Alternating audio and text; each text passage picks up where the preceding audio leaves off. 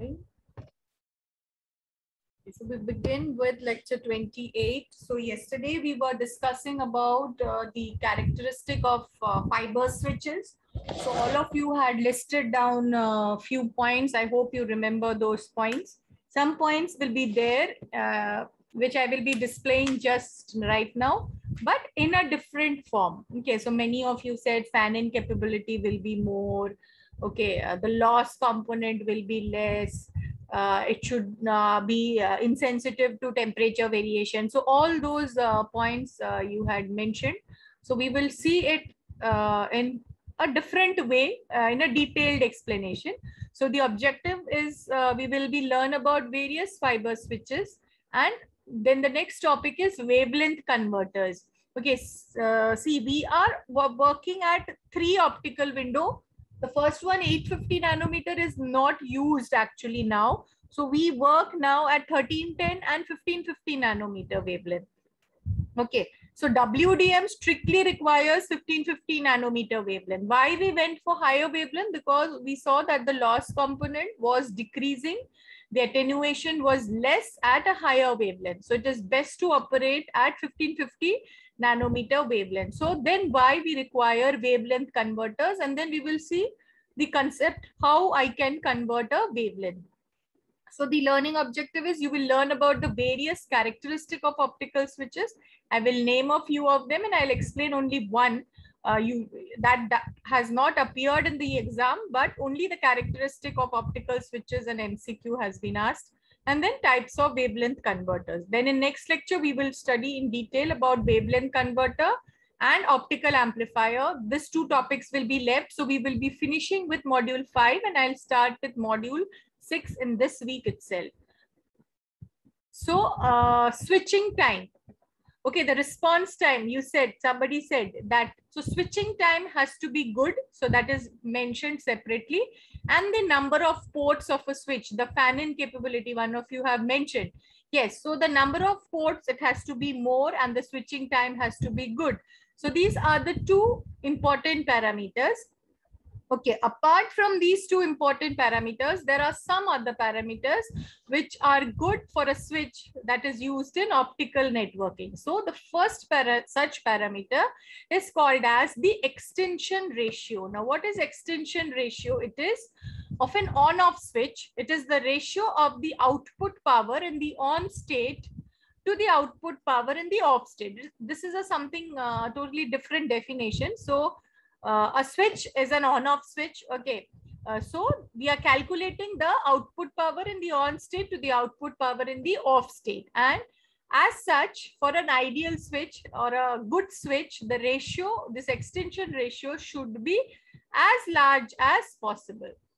Okay, so if I have a mechanical switch, the extension ratio is around 40 to 50 dB. Okay, and high speed external modulators, they tend to have an extension ratio of 10 to 25. So in short, please remember what is the definition of an extension ratio with respect to an optical switch, and it should be as large as possible. Then somebody also mentioned that the loss of the switch should be less. That person I asked, but they did not say what do you mean by the loss. The loss is the output after the switch, or the switch itself is inducing the loss. So we have the definition of an insertion loss. So when I say insertion loss of a switch, see, please mention insertion loss of a switch. Remember, we had done insertion loss of a coupler also. So here when I say insertion loss of a switch, it is the fraction of power that is lost because of the presence of the switch. Okay, and this loss should be as small as possible. So my switch, apart from switching function, it should not decrease the signal strength. Okay, so I can measure it by the amount of insertion loss. It is the unit of insertion loss is in decibel, and it should be as small as possible. So extension ratio large, insertion loss small as possible. So two MCQs you can directly, I have highlighted it with different colors. So try to remember all those things for the MCQ type of exam. Then we say that switches are not ideal. So now what is that explanation? So crosstalk is there in the switch. Okay, so the keyword for this explanation is crosstalk. Now, why crosstalk happens is, ideally, if input X is nominally connected to output Y, what happens is some power from input X, it appears at other output instead of output Y. Okay, so for a given switching state or interconnection pattern, so what is crosstalk? It is the ratio of power at that output from the desired input to the power from all other inputs. See, suppose I'm considering the output of a particular switch. So that output is supposed to receive the power from one particular input, but I do get power, small amount of power from all other inputs as well. Okay, ideally that output port should be receiving power only from a specific input port. But due to these crosstalk, that output port is also receiving some fraction of power from other input port. So that is usually called as crosstalk of a switch. And usually the crosstalk of a switch is defined as the worst case crosstalk over all other output and interconnection pattern. See, when I have a crosstalk in case of a switch, it is actually a very bad scenario, because I am supposed to get at my output port only in the input from a specific port. If I'm getting it from other port, means it is a totally wrong signal that I am getting. Then switches should have low polarization dependent loss. Yes, with fibers also we had seen that the polarization loss component is present. So for a switch also, this polarization loss should, that is PDL, it should be less as possible. Then I was mentioning this, the latching function of a switch. Okay, so suppose there is a power outage in the particular network. So the switch maintained its switch state even if power is turned off to the particular switch.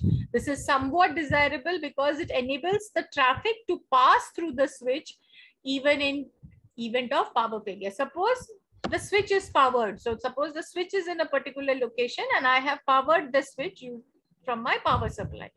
The network is connected, transmission line and all are connected. Suppose there is a power outage at my switch location, not at the source end, not at some intermediate end. So immediately, if my switch is not getting the power supply, it will stop immediately working. So the traffic that was routed at that point of time, it will be terminated. So what I want is, I don't want that. Okay, let the switch pass the traffic for some amount of time so that the connections or the transmission is not disrupted. So a switch should have little bit of latching property. So when I am selecting a switch, or when, if you are a design engineer, you are designing a switch, the switch should be having a latching property. Then the next point is, the switch needs to have a readout capability. Okay, suppose you are the network administrator, you are monitoring the status of your network. Like if you want to see at this point of time, is my switch able to handle all the traffic? Is it able to route all the incoming signals to the output port? So I need to read the status of the switch. Aisa nahi ki I enclose it in a box and then andar functions hota hai. No, I should be able to monitor the status of a switch.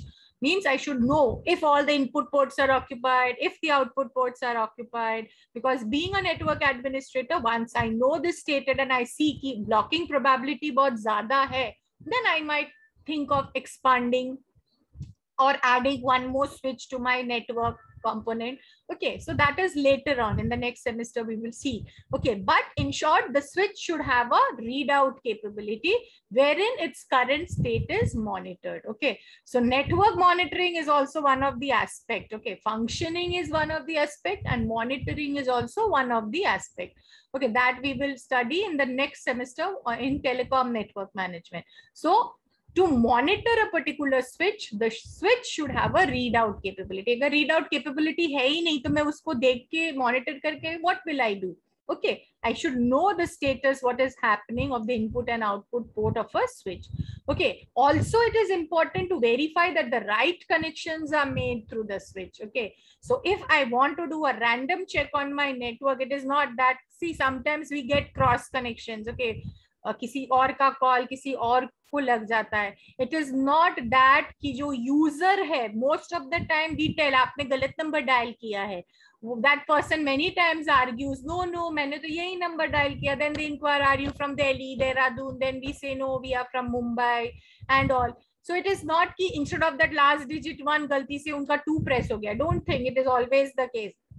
It is all sometimes also the problem with the switch, because the person might have dialed, but at that transmission end somewhere the switch might have done this connected one input port to the output port. Usually nowadays we have very good signal processing and processors which are available, but still things can happen at that time. It is not always that the caller is dialing a wrong number. Okay, because otherwise your readout capability rakhte hi bhi kyun. Okay, so it is important to verify that the right connections are made through the switch. So being a network engineer or an administrator, I should be able to monitor a particular switch. So the characteristic of the switch that should be there is it should have a readout capability.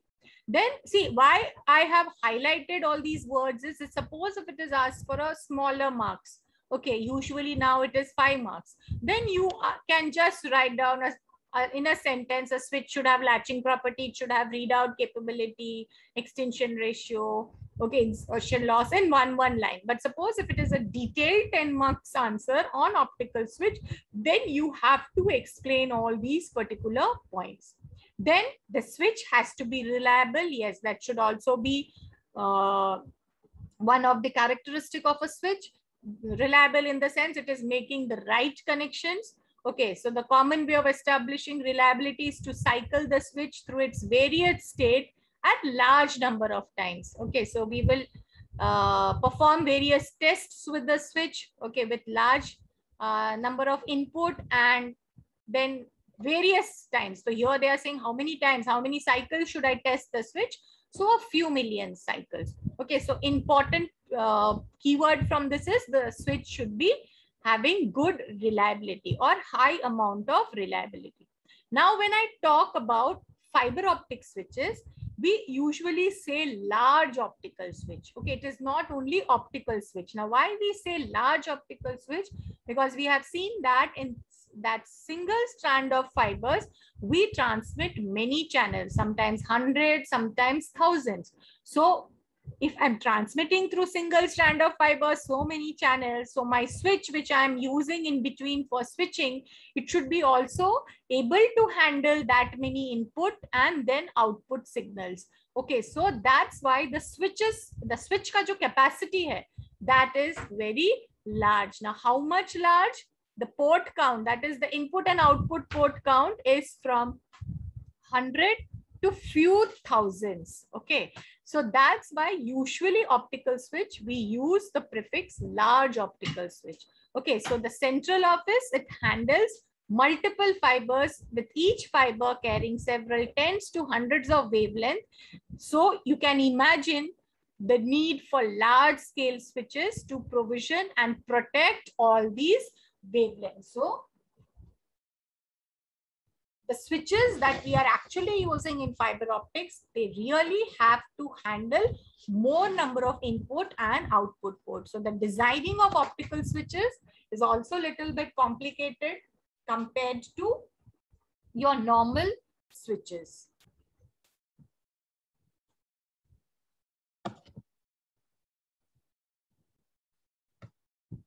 Okay, now when I have introduced you the name large switches, that is large optical switches.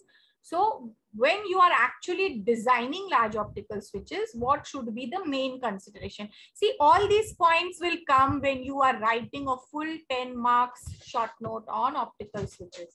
So what are the points that I will consider? Number of switch elements required. So large switches are made by using multiple switch elements in some form or the other. The cost and complexity of the switch to some extent depends on the number of switch elements required.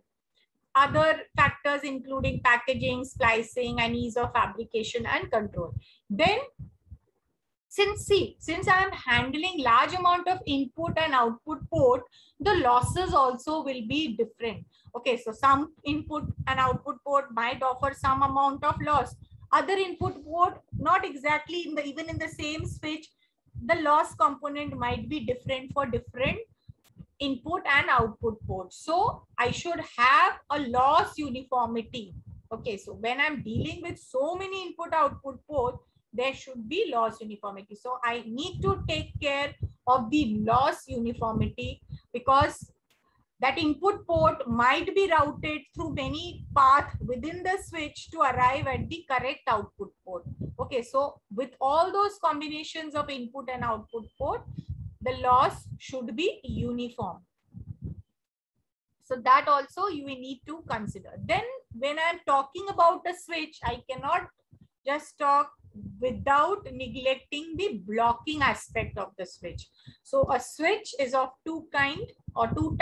First is a blocking switch, and the second one is a non-blocking switch. Now, what is a non-blocking and a blocking switch is? A switch is said to be non-blocking, means if an unused input port can be connected to any unused port.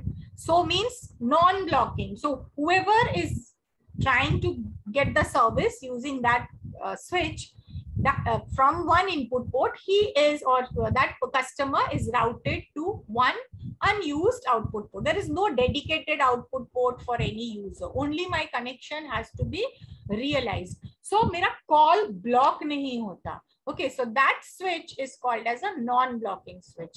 So a non-blocking switch, in other words, I can say, is capable of realizing every interconnection pattern between the input and output. So since we are at the designing of discussing the designing of a switch, I'm not talking in terms of an customer. I'm talking in terms of the how I realize the connection internally. When I'll show you one of the switch, you can understand how the connections are made. So it is capable of realizing every interconnection pattern between the input and output port. So my call is not blocked. Okay, whenever somebody is trying to use, or not somebody directly, whenever a call is being routed through that particular switch, that signal passes through and is being traced to one particular output. So that's why it is called as non-blocking. And if some interconnection pattern cannot be realized, so obviously, then the switch is said to be blocking. So if you are discussing a short note about switches, please remember blocking characteristic discuss hona hi chahiye. Okay, then we have something called as wide sense non-blocking, okay, and strict sense non-blocking. Okay, a switch is said to be wide sense non-blocking if any unused input can be connected to any unused output without requiring any existing connections to be rerouted. Okay, non-blocking matlab aisa nahi ki any input connection from the input port is connected to the output port. But suppose if some other call was going through one of the port, in between port, did I change the connection of that port and routed the current call? So then that does not come under wide sense non-blocking. So the existing connection which is being through the switch, let it go through the switch. Okay, I should have some unused left out ports. Through that, the new call will be routed. So that is something called as wide sense non-blocking. See, we have some priority connections given to the VIPs and the ministers. Okay, so if they are making a call, emergency call and all, we have for them those satellite phones and all. Okay, so special lines are there. So if during time of emergency and disasters, if those police personnel or CRPF, they are trying to make a call, so their priority will be more. So in that worst scenario, what happens is the existing customers, the normal who proceed calls and all which are taking place, they might be denied the connection. Okay, so that is a different scenario altogether, because that time their priority for them is more. Okay, so might be they have a dedicated separate line for handling all those emergency call. But if the local police and all are trying to make a call, they will use this normal network only, telecommunication network. Only very top rank officials and ministers, they will be given this special lines. Okay, but if in the, and this is, we are discussing about the normal connections or the normal communication that is happening. So to route a particular call, I will not change the existing connection. Change means I will not reroute the existing connection. Wide sense non-blocking switches usually make use of a specific routing algorithm. See, in CCN also you might have studied various routing algorithms, how the packets are going from one node to the another to reach the destination. So you had circuit switching, packet switching. Okay, in some kind of switching, once a virtual path is established and then all the packets follow the same path. In some kind of switching, what happens is I broadcast the packets to all the nodes. Okay, and the packets are given the number. So every packet will arrive through a different path to the destination, and at the destination again I'll arrange all those packets. Okay, so there you had RSA algorithm, Dijkstra's algorithm, flooding algorithm, okay, shortest path algorithm. So various algorithms were there. So similarly, here also in the switch, how do I route from one input port to another input port? Okay, so I can use a specific algorithm so that future connections will not be blocked. Then when I called about a strict sense non-blocking, it allows any unused port to be connected to any output port, regardless of how previous connections were made through the switch.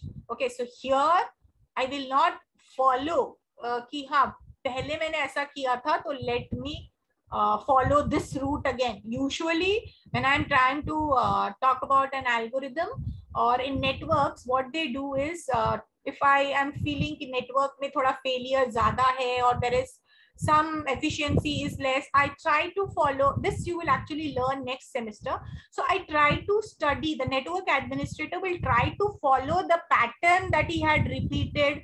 इस वक्त ऐसा हुआ था तो मैंने ऐसा किया था. Okay, so then he will take that case from that previous history and he will try to follow it. But in strict sense non-blocking, nothing of that sort they will refer to. Okay, whatever you did previously, I am not going to refer to it. So it will just allow any unused port to be connected to any unused output port. So I will not see कि पहले मैंने क्या किया था. Okay, so these are some of the names of types of optical switches. There are around 50 to 70 different optical switches nowadays. So some of the names, these names are also a little bit funny. So crossbar switches we have in telephone also. We started with crossbar switches. Similarly in optical switch also we had crossbar, then claw, span, Benez, bulk mechanical switches, MEMS. Yes, this is the latest technology, MEMS. Then we have liquid crystal switches, electro-optical switches, thermo-optical switches. Then we have semiconductor optical amplifier switches and large electronic switches. So these are some of the names I have listed in the slides. I will explain only the crossbar switch. Rest all are there in my notes. You can refer to it and read about all these different optical switches if you want to know about them. Coming to the first switch, that is the crossbar switch. So here I have 4 crossbar switches. Now in this 4x4, so I as such have 4 input port and 4 output port. But here you can see, to realize 4 input and 4 output, inside I have this 16 2x2 switch. Here you can see I have 2 input port over here and I have 2 output port over here. Okay, so it is 2x2 switch and I have 16 such switch inside this particular switch, which is as such having 4 input and 4 output. Now here one of the connection is highlighted. Suppose I want to make a connection from input port 1 to output port 3. So right now the easiest connections that they have done is I have used this particular port of, I can call it as the first switch, second, third, fourth, and so on. And see, it is routed through this particular port. Okay, so this is suppose the preferred path, but you can also route it from here, here, here, here, and here. So there are various ways. Suppose if this switch is used over here, so you can go from here, you can come here, go there. So all these interconnections pattern you have to use. But suppose the ports are not used, so this is the simplest connections that I can use to connect port number 1 and 3. So either you can use any algorithm, okay, to select the path from port number 1 or 2, 1 or 3, or it can be done manually. Now here it is just an example where I'm handling 4 input and 4 output. But imagine we are talking of large optical switches, so minimum 100 idhar pe rahega, 100 idhar pe rahega. And in crossbar switch, we will have all these combinations. For handling more input and output port, instead of a 2x2, I can have 4x4 over here, so that that particular port or switch can handle more customers. So accordingly, your switch design will also change. Okay, so it's not I will use only 2x2 port internally inside a crossbar switch. Okay, as the switch capacity increases, this internal switch design will also change. So this is your simple crossbar switch. In telephone, we have this crossbar switching.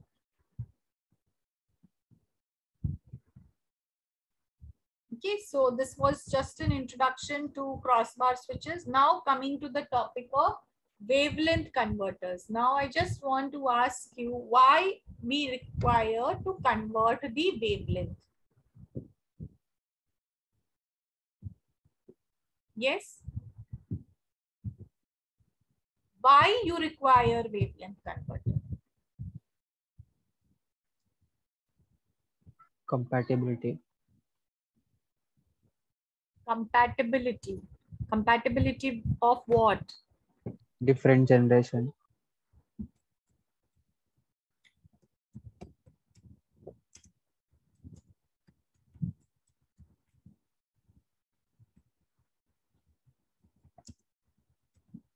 Then compatibility between different generations. Why I need to convert the wavelength? I am operating in fiber optic domain. Okay, I have the source, the fiber, the detector. And I am, whenever I talk about fiber optics, it is about the wavelength. Okay, LED I select of a particular wavelength. Detector I select of a particular wavelength. Fiber I select of a particular fiber working at that particular wavelength. Then why I require wavelength converters? First is compatibility of different generation. Yes, I accept that point. Anything else?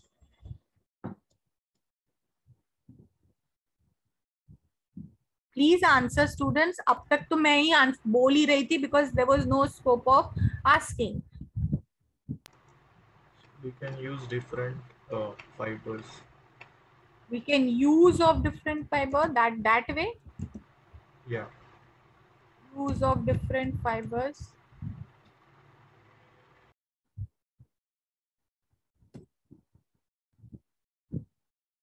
Then, Sadanand, do you mean that since I'm manufacturing fibers at 850, 1310, 1550, so I want to use all those fibers, so that's the... Yes. Okay. Like we can use fibers of different wavelength, like in one straight away. Okay. Then,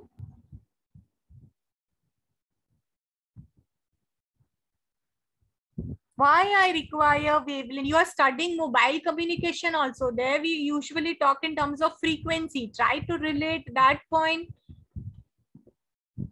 Separating channels. Separating channels.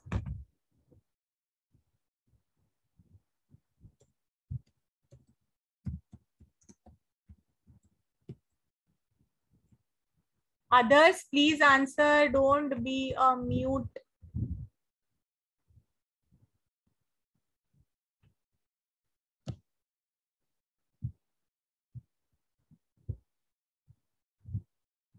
Yes.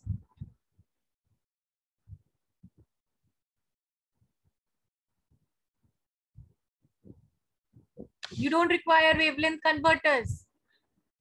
Manas, Nilesh, Kyle, Ankit, Varun, Merlin, Shujan. Answer something. Why you want to convert wavelength?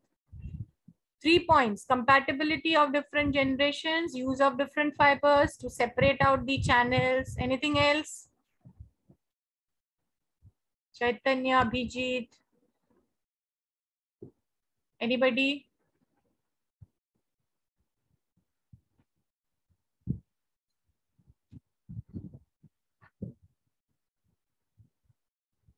Yes? No points? You don't want only to convert wavelength? Answer something. Your answer can be the silliest one also. And you can answer this well because you are studying right now mobile communication, where you are learning how the signal is going from one tower to another. To reuse bandwidth. To reuse the bandwidth. Only Joshua has to answer. Yes. Others? See, once you know why we require wavelength converters, then we will study types of wavelength converter. So if you don't know only, or you don't want to answer, very lazy to just unmute the button. Yes, Suraj, Avi, Nilesh, Amit, Rishali, Ankita, Ashwini. Any answer from you? Why we need to convert the wavelength?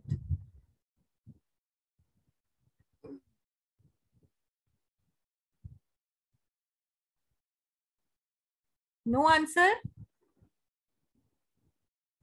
Not all sources have same wavelength. That is why. Yes, Joshua? Below? All sources have different wavelength. That is why. Out? I did not get it.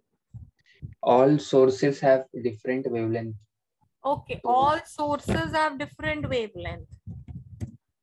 So you need to convert. Okay, good point.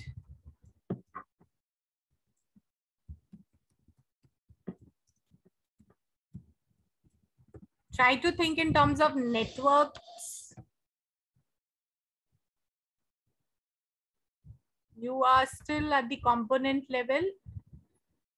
This point, all sources have different wavelength. Okay, so this you're talking at the component level.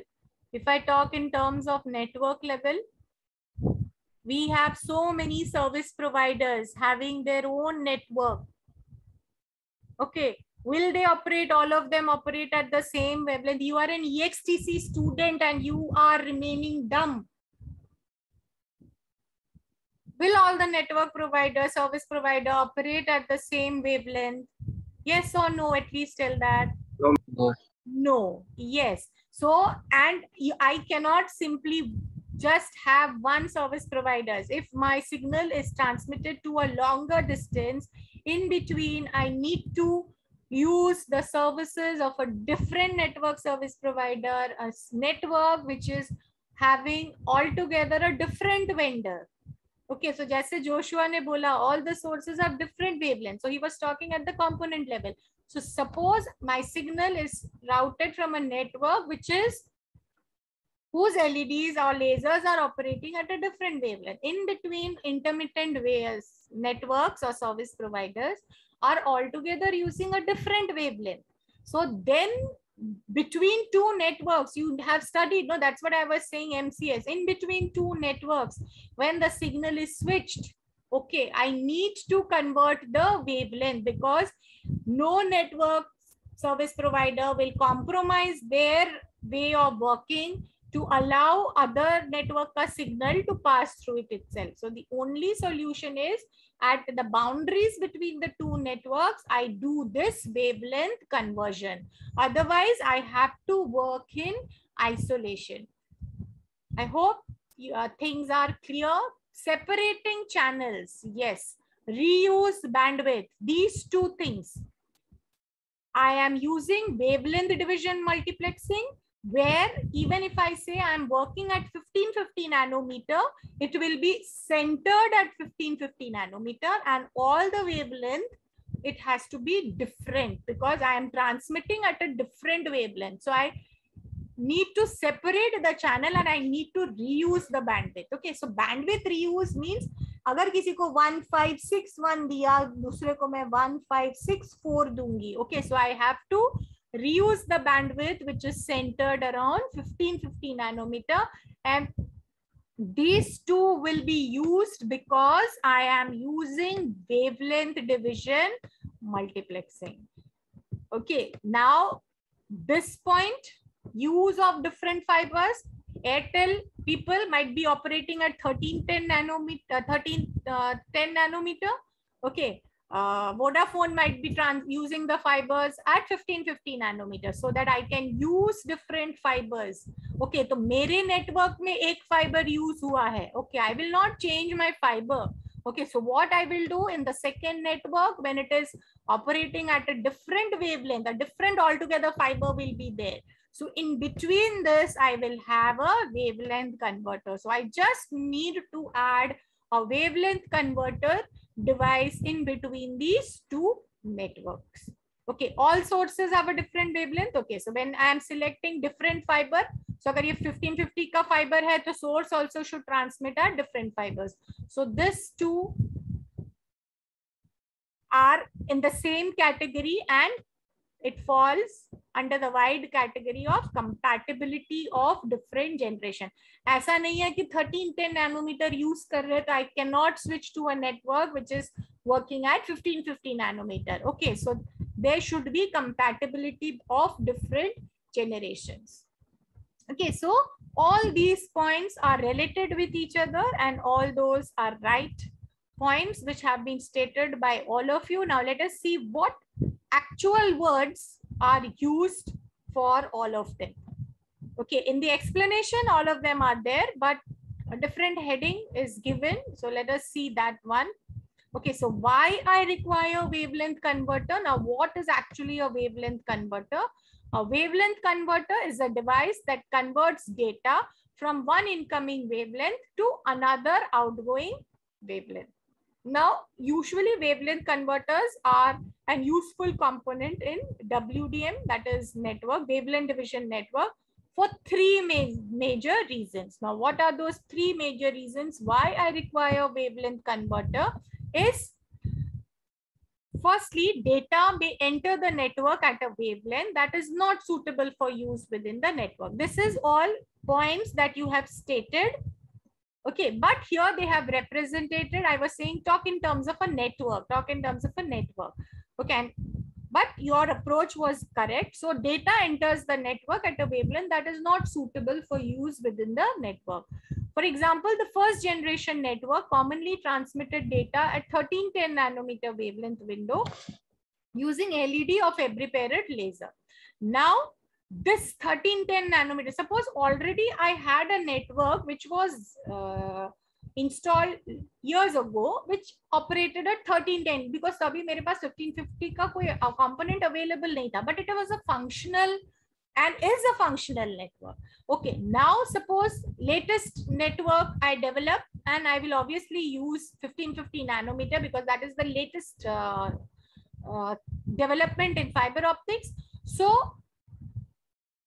if I am using all these components of 1310 nanometer wavelength and I'm trying to use multiplexing because I want to transmit more number of channels and all.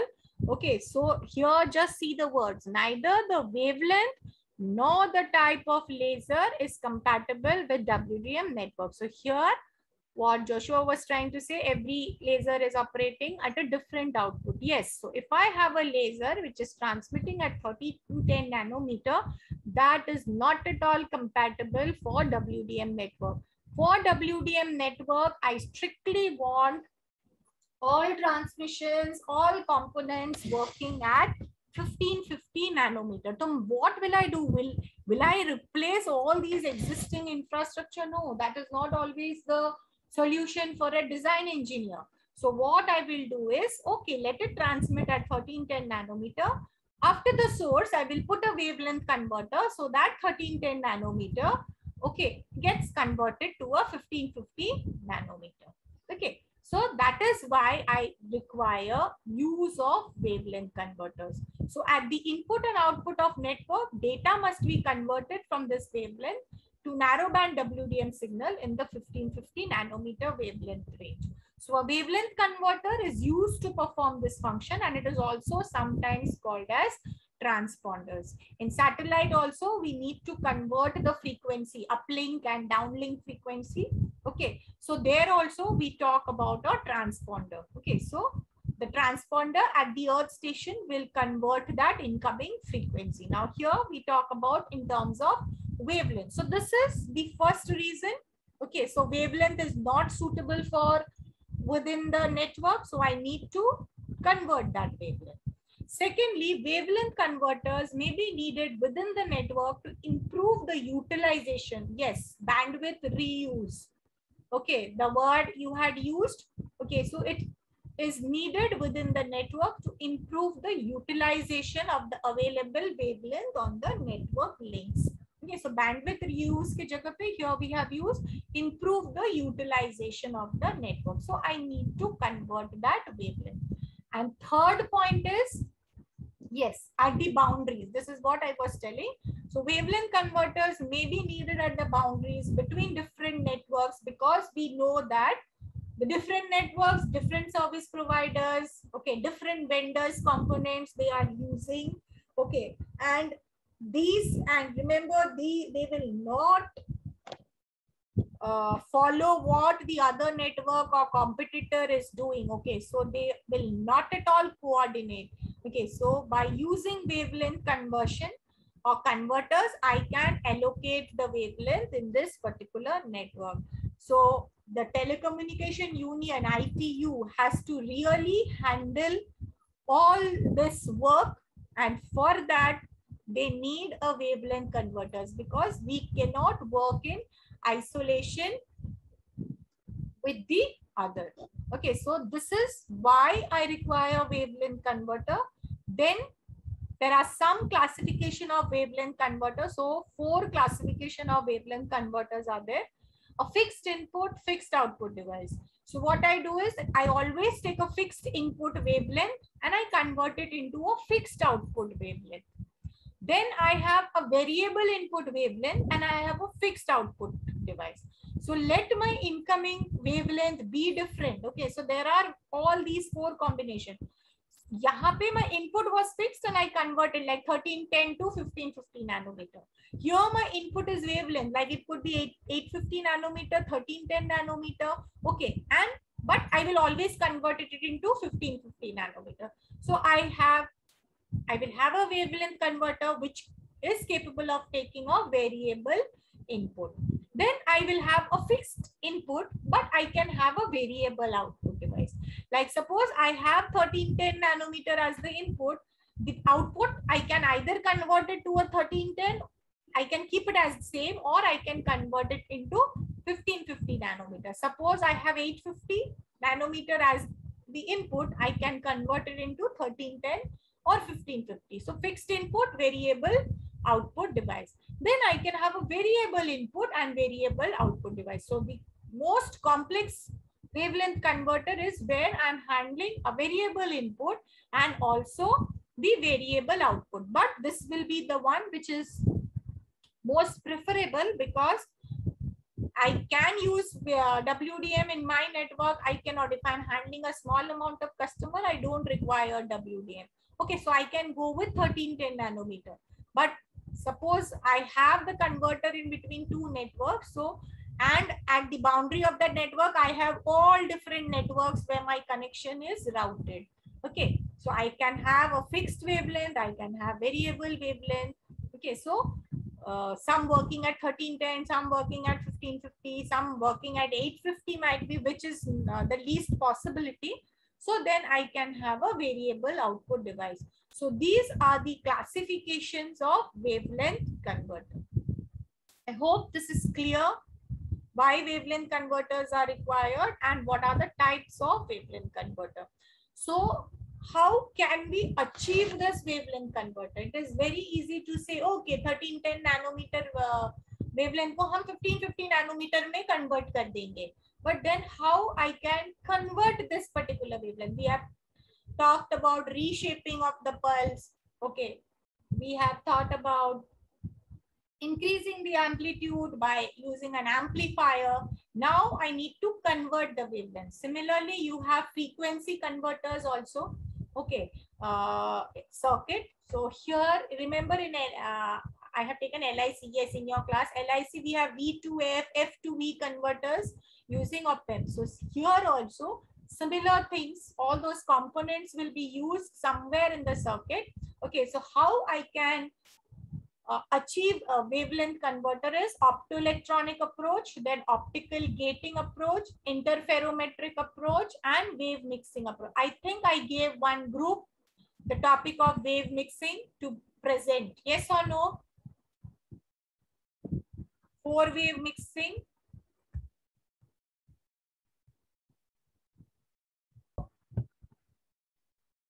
First one is the optoelectronic approach. So in optoelectronic approach, we have three methods. The first method is called 1R. I'll first just tell what are those three methods. First one is called 1R. The second one is called 2R. And the third one is called 3R. Now, what are all these R? Okay, so when I say in optoelectronic approach, see, my aim is to just convert the wavelength. Okay, so first R, 1R is just called regeneration. Okay, now when I say regeneration means without reshaping of the pulse or retiming of the pulse. When I say 2R method of converting the wavelength means I am regenerating and reshaping also the pulse. Okay, now why I am doing this? Because we have seen that the pulse shape is distorted, dispersion takes place and all. So when I'm converting the wavelength, what I do is something more I add to it is I reshape the pulse. Okay, so ek ke saath ek free I am doing over here. Then what I do is I regenerate the pulse, I reshape and I retime also the pulse. Because see, this timing is also an important aspect. Okay, so sometimes the timing changes. Okay, so here that clock and all that synchronous timing. Remember that ma'am had taken that guest lecture on synchronous optical network. Okay, SONET, SDH. Okay, so timing should also be the same.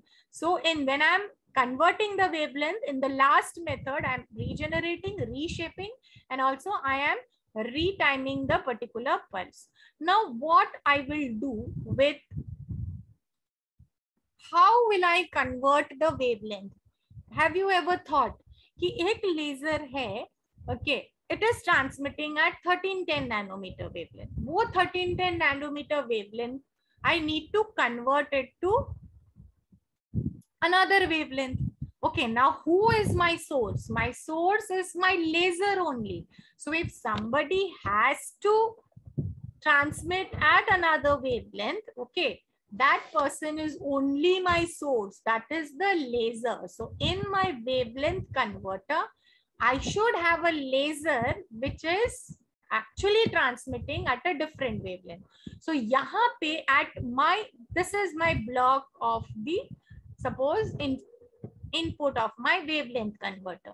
So I have a signal which is coming at a particular wavelength. Suppose I call it as lambda 1. So what I have to do is, here it is my light signal, okay, which I'm getting. So that I have to change now the wavelength. So I give it to the first block, that is a photodetector. So what this photodetector will do is, I'll just explain this particular diagram and then I'll take it up in the next lecture. So my optical signal is converted to an electrical signal over here.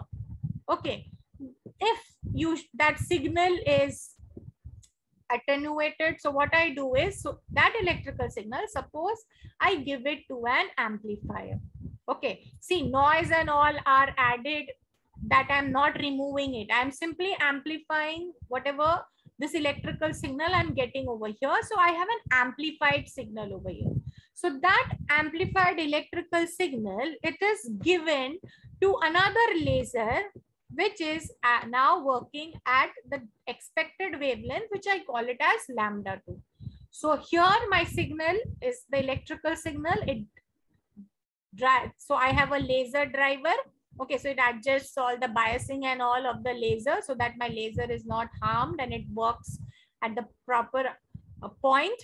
And this, sorry, the lambda 2 yahan pe nahi aayega. This is the laser driver. So this electrical signal, when my laser converts it into an optical signal, I get that emission at lambda 2 wavelength.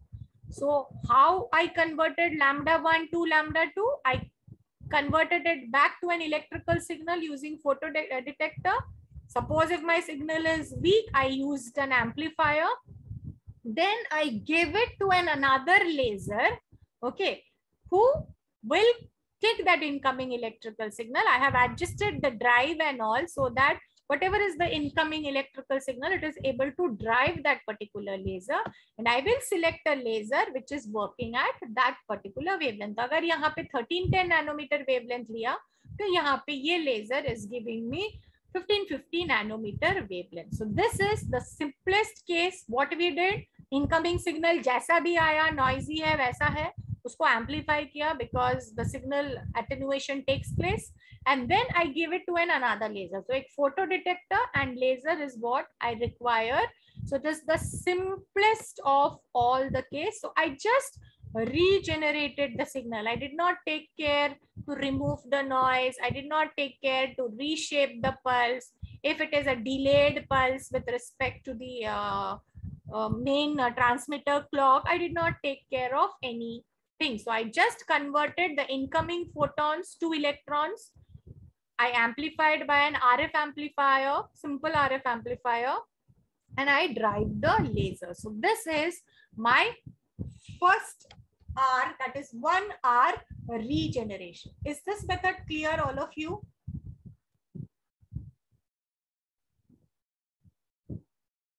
Yes, all of you? Clear, yes or no? Yes, ma'am.